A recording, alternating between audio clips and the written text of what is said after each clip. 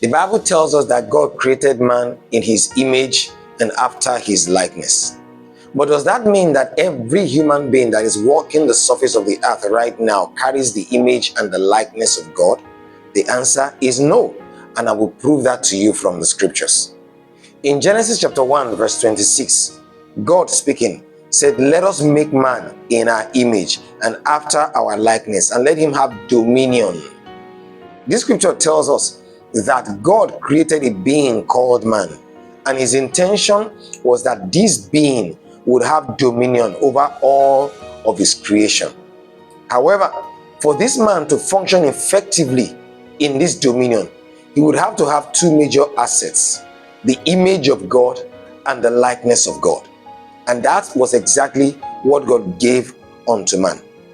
However, when man fell in the Garden of Eden and sinned against God, he lost that image and likeness of God. And from that point onwards, he began to carry the image of sin, which is also known as the sinful nature. The Bible tells us in Genesis chapter 5, reading from verse 1, that Adam gave birth unto sons and daughters after his own image. 1 Corinthians chapter 15, from verse 45, tells us that there is an image called the image of the earthly, and that is referring to the image of the first Adam, the Adam that fell in the Garden of Eden. This is the image that every man that is born of a woman carries, and that is what is passed from one generation to the other. Everyone that has not accepted Jesus as Lord and Savior does not carry the image and likeness of God. Rather, he or she carries the sinful nature.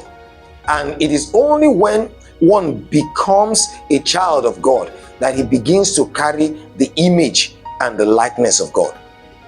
We see this clearly, that when Jesus was coming to the earth, God made it clear to us from scriptures that Jesus is the carrier of his image.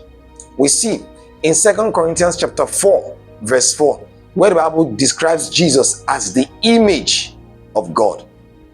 Colossians chapter 1 verse 15 describes Jesus as the image of the invisible God. Hebrews chapter 1 verse 3 also says Jesus is the express image of God. And Jesus is the last Adam, the firstborn among many brethren. He is the one that begins the new race of all those who would carry this image of God once they accept him as Lord and Savior. This is what 1 Corinthians chapter 15 verse 45 says further, by saying that if we have carried the image of the earthly, that is the first Adam, we will also carry the image of the heavenly, that is of the last Adam, Jesus Christ.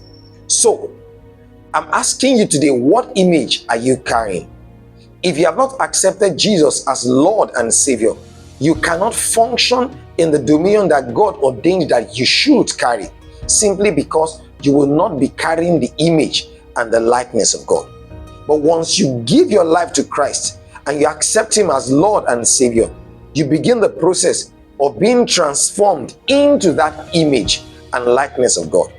2 Corinthians 3:18 says, "For we all, beholding as in a mirror the glory of God, are transformed into the same image from glory to glory, even as by the Spirit of God."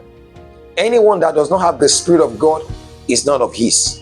But once you have the Spirit of God, he's able to work in you to transform you from the image of the earthly into the image of the heavenly, such that you are able to carry the image and the likeness of God and function in the dominion that God originally intended that man would function with. I urge you today to look at your life. If you have accepted Jesus as Lord and Savior, congratulations. You are a carrier of the image and the likeness of God. But if you are yet to know him as Lord and Savior, you are simply carrying the image of the earthly.